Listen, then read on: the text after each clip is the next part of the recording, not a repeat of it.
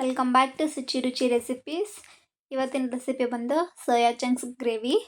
ಸಿಂಪಲ್ಲಾಗಿ ಟೇಸ್ಟಿಯಾಗಿ ಹೇಗೆ ಮಾಡ್ಕೊಳ್ಳೋದು ಅಂತ ನೋಡೋಣ. ಮೊದಲಿಗೆ ನಾನಿಲ್ಲಿ ಒಂದು ಪಾತ್ರೆಯಲ್ಲಿ ಬಿಸಿ ನೀರನ್ನ ಕಾಯಿಸ್ಕೊಳ್ಳೋಕೆ ಇಟ್ಕೊಂಡಿದ್ದೆ. ಇವಾಗ ಒಂದು 100 ಗ್ರಾಮ್ ಅಷ್ಟು ಸೋಯಾ ಚಂಕ್ಸ್ನ ತಗೊಂಡು ಆ ಬಿಸಿ ನೀರಲ್ಲಿ ಈ ಥರ ಬೇಯಲಿಕ್ಕೆ ಬಿಡ್ತೀನಿ. ಇವಾಗ ಇದು ಬೆಂದಿದೆ. ಇವಾಗ ಬಿಸಿನೀರಿಂದ ತೆಗೆದು ಒಂದು ಪಾತ್ರೆಯಲ್ಲಿ ತಣ್ಣೀರು ಹಾಕ್ಕೊಂಡು ಅದಕ್ಕೆ ಹಾಕ್ಕೊಂಡು ಇಟ್ಕೊಂಡಿದ್ದೀನಿ. ಇವಾಗ ಅದರಲ್ಲಿ ಇರೋವಂಥ ನೀರಿನ ಅಂಶ ಎಲ್ಲ ಹೋಗಬೇಕು.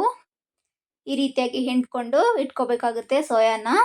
ನೋಡಿ, ನಾನಿಲ್ಲಿ ಅದೇ ರೀತಿ ಎಲ್ಲ ಸೋಯಾನು ನೀರಿಂದ ಹಿಂಡ್ಕೊಂಡು ಇಟ್ಕೊಂಡಿದ್ದೀನಿ.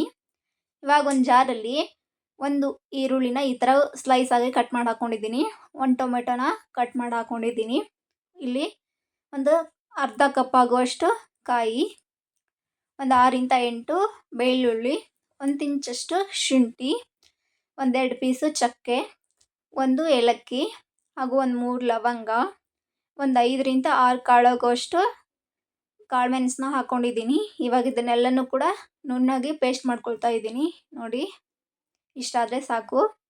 ಇವಾಗ ಒಂದು ಕಡಾಯಿನ ಬಿಸಿ ಮಾಡಲಿಕ್ಕೆ ಇಟ್ಕೊಂಡು ಅದಕ್ಕೆ 1-2 ಟೇಬಲ್ ಸ್ಪೂನ್ ಆಗುವಷ್ಟು ಎಣ್ಣೆನ ಸೇರಿಸ್ತಾ ಇದ್ದೀನಿ. ಎಣ್ಣೆ ಕಾದಾದ್ಮೇಲೆ 1/4 ಸ್ಪೂನ್ ಆಗುವಷ್ಟು ಸೋಂಪು, 1 ಸ್ಪೂನ್ ಆಗುವಷ್ಟು ಜೀರಿಗೆ, 1 ಪಲಾವ್ ಎಲೆ, 1 ಸಣ್ಣ ಈರುಳ್ಳಿನ ಈ ರೀತಿ ಸಣ್ಣದಾಗಿ ಕಟ್ ಮಾಡಿ ಹಾಕ್ಕೊಂಡಿದ್ದೀನಿ. ಸ್ವಲ್ಪ ಕಸೂರಿ ಮೇಥಿನೂ ಹಾಕ್ಕೊಂಡಿದ್ದೀನಿ. ಕಸೂರಿ ಮೇಥಿ ಹಾಕೋದ್ರಿಂದ ಒಂದು ಒಳ್ಳೆ ಫ್ಲೇವರ್ ಬರುತ್ತೆ. ಇವಾಗ ಇದನ್ನು ಫ್ರೈ ಮಾಡಿಕೊಂಡು ಒಂದು 1/4 ಸ್ಪೂನ್ ಆಗುವಷ್ಟು ಅರಿಶಿಣ ಪುಡಿ, ಅರ್ಧ ಸ್ಪೂನ್ ಆಗುವಷ್ಟು ಗರಂ ಮಸಾಲ, 1/4 ಸ್ಪೂನ್ ಆಗುವಷ್ಟು ಧನಿಯಾ ಪುಡಿ, 1-2 ಸ್ಪೂನ್ ಆಗುವಷ್ಟು ರೆಡ್ ಚಿಲ್ಲಿ ಪೌಡ್ರನ್ನ ಹಾಕ್ಕೊಳ್ತಾ ಇದ್ದೀನಿ. ನಿಮ್ಗೆ ಎಷ್ಟು ಖಾರ ಬೇಕೋ ಅಷ್ಟು ಖಾರಕ್ಕೆ ಅನುಸಾರವಾಗಿ ನೀವು ಖಾರದ ಪುಡಿನ ಹಾಕ್ಕೋಬೇಕಾಗತ್ತೆ. ಇವಾಗ ಇದನ್ನೆಲ್ಲನೂ ಕೂಡ ಒಂದು ಸ್ವಲ್ಪ ಮಿಕ್ಸ್ ಮಾಡಿಕೊಂಡು ಫ್ರೈ ಮಾಡಿಕೊಂಡು 1 ಟೊಮೆಟೊನ ಈ ರೀತಿ ಸಣ್ಣದಾಗಿ ಕಟ್ ಮಾಡಿ ಹಾಕ್ಕೊಂಡಿದ್ದೀನಿ. ಇದು ಕೂಡ ನೀಟಾಗಿ ಎಲ್ಲ ಮಿಕ್ಸ್ ಆಗಬೇಕು. ಟೊಮೆಟೊ ಸ್ವಲ್ಪ ಸಾಫ್ಟ್ ಆಗಬೇಕು, ಅಲ್ಲಿವರೆಗೂ ಫ್ರೈ ಮಾಡಿಕೊಂಡು ಇವಾಗ ನಾವೇನು ರುಬ್ಬಿಟ್ಕೊಂಡಿದ್ವಲ್ಲ ಮಸಾಲಾನ, ಆ ಎಲ್ಲ ಮಸಾಲನ ಇದಕ್ಕೆ ಸೇರಿಸ್ಕೊಳ್ತಾ ಇದ್ದೀನಿ. ಇವಾಗ ಜಾರಲ್ಲಿ ಇನ್ನೂ ಸ್ವಲ್ಪ ಮಸಾಲ ಮಿಕ್ಕಿತ್ತಲ್ವ, ಅದಕ್ಕೆ ಸ್ವಲ್ಪ ನೀರನ್ನು ಸೇರಿಸ್ಕೊಳ್ತಾ ಇದ್ದೀನಿ. ಇವಾಗ ನೀಟಾಗಿ ಎಲ್ಲನೂ ಮಿಕ್ಸ್ ಮಾಡ್ಕೋಬೇಕಾಗತ್ತೆ. ಮಸಾಲ ಮತ್ತು ರುಬ್ಬಿರುವಂಥದ್ದೆಲ್ಲನೂ ನೀಟಾಗಿ ಹೊಂದ್ಕೊಳ್ಳೋವಾಗೆ ಮಿಕ್ಸ್ ಮಾಡಿಕೊಂಡು ಇವಾಗ ನಿಮಗೆ ಕನ್ಸಿಸ್ಟೆನ್ಸಿ ನೋಡಿಕೊಂಡು ನೀರನ್ನು ಸೇರಿಸ್ಕೋಬೇಕಾಗತ್ತೆ. ಇವಾಗ ನಾನು ಈ ರೀತಿ ಮಿಕ್ಸ್ ಮಾಡಿಕೊಂಡು ರುಚಿಗೆ ಎಷ್ಟು ಬೇಕೋ ಅಷ್ಟು ಉಪ್ಪನ್ನು ಸೇರಿಸ್ಕೊಳ್ತಾ ಇದ್ದೀನಿ. ಉಪ್ಪನ್ನ ಸೇರಿಸ್ಕೊಂಡು ಸ್ವಲ್ಪ ನೀರು ಹಾಕ್ಕೊಂಡು, ಜಾರಲ್ಲಿ ಇತ್ತಲ್ವ ಮಸಾಲ, ಅದಕ್ಕೆ ನೀರನ್ನು ಸೇರಿಸ್ಕೊಂಡು ಹಾಕ್ಕೊಂಡು ಈ ರೀತಿ ಮಿಕ್ಸ್ ಮಾಡಿಕೊಂಡು ಒಂದು 5 ನಿಮಿಷ ಬೇಯಲಿಕ್ಕೆ ಬಿಡ್ತೀನಿ. ಮಸಾಲ ಎಲ್ಲ ನೀಟಾಗಿ ಫ್ರೈ ಆಗಬೇಕು. ನೋಡಿ, ಮಸಾಲ ಎಲ್ಲ ಫ್ರೈ ಆಗಿದೆ, ಮೇಲ್ಗಡೆ ಎಲ್ಲ ಎಣ್ಣೆ ನೀಟಾಗಿ ಬಿಟ್ಕೊಂಡಿದೆ. ಈ ರೀತಿ ಆದರೆ ಮಸಾಲ ಎಲ್ಲ ನೀಟಾಗಿ ಕುಕ್ ಆಗಿದೆ ಅಂತ ಅರ್ಥ. ಇವಾಗ ಮಸಾಲ ಎಲ್ಲ ಕುಕ್ ಆಗಿದೆ ಅಲ್ವಾ. ಇವಾಗ ನಾವು ಇದಕ್ಕೆ ಸ್ವಲ್ಪ ನಾವು ಏನು ಬೇಯಿಸಿಟ್ಕೊಂಡಿದ್ವಲ್ಲ ಸೋಯಾ, ಅದನ್ನು ನೀಟಾಗಿ ಹಾಕ್ಕೋಬೇಕಾಗತ್ತೆ.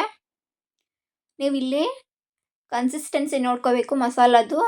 ನಿಮಗೆ ಸ್ವಲ್ಪ ಗಟ್ಟಿ ಅಂತ ಏನಾದರೂ ಅನಿಸಿದ್ರೆ ಸ್ವಲ್ಪ ನೀರನ್ನ ಹಾಕ್ಕೊಂಡು ಮಿಕ್ಸ್ ಮಾಡ್ಕೋಬೇಕಾಗತ್ತೆ. ಸ್ವಲ್ಪ ಗ್ರೇವಿ ತಿಳುವಾಗಿರ್ಬೇಕಲ್ಲ, ತೀರ ಗಟ್ಟಿ ಆಗಬಾರ್ದು. ಕನ್ಸಿಸ್ಟೆನ್ಸಿ ನೋಡಿಕೊಂಡು ನೀರನ್ನ ಮಿಕ್ಸ್ ಮಾಡಿಕೊಂಡು, ನೋಡಿ, ನಂಗೆ ಎಷ್ಟು ಬೇಕೋ ಅಷ್ಟು ನಾನು ನೀರನ್ನು ಹಾಕ್ಕೊಳ್ತಾ ಇದ್ದೀನಿ. ಈ ರೀತಿ ಇನ್ನೊಂದು ಸರಿ ಮಿಕ್ಸ್ ಮಾಡಿಕೊಂಡು ಮೇಲ್ಗಡೆ ನಾನು ಸ್ವಲ್ಪ ಇದಕ್ಕೆ ಕೊತ್ತಂಬರಿ ಸೊಪ್ಪನ್ನ ಸೇರಿಸ್ತಾ ಇದ್ದೀನಿ. ಸ್ವಲ್ಪ ಕೊತ್ತಂಬರಿ ಸೊಪ್ಪು ಮತ್ತು 1-2 ಸ್ಪೂನ್ ಆಗುವಷ್ಟು ಫ್ರೆಶ್ ಕ್ರೀಮ್ನ ಸೇರಿಸ್ಕೊತಿದ್ದೀನಿ. ಇದು ಆಪ್ಷನಲ್ಲು, ನಿಮಗೆ ಬೇಕಂದರೆ ಸೇರಿಸ್ಕೋಬೋದು. ನಂಗೆ ಇಷ್ಟ ಆಗುತ್ತೆ, ಸೇರಿಸ್ಕೊಳ್ತಾ ಇದ್ದೀನಿ.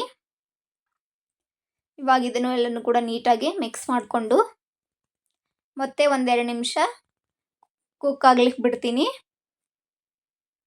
ನೀವು ನೋಡ್ಬೋದು, ಇವಾಗ 1-2 ನಿಮಿಷ ಕುಕ್ ಆಗಿದೆ. ಈ ರೀತಿ ಆದರೆ ನೀಟಾಗಿ ಎಲ್ಲನೂ ಕುಕ್ ಆಗಿದೆ ಅಂತ ಅರ್ಥ. ಮೇಲ್ಗಡೆ ಎಣ್ಣೆ ಎಲ್ಲ ಬಿಟ್ಕೊಂಡಿದೆ ಅಲ್ವಾ. ಇಷ್ಟ ಆದರೆ ಸೋಯಾ ಚಂಕ್ಸ್ ಗ್ರೇವಿ ರೆಡಿನೇ ಆಗೋಗ್ಬಿಡುತ್ತೆ. ನೀವು ಮನೇಲಿ ಮಾಡ್ಕೊಳ್ಳಿ. ಇಷ್ಟ ಆದರೆ ಲೈಕ್ ಮಾಡಿ. Thank you.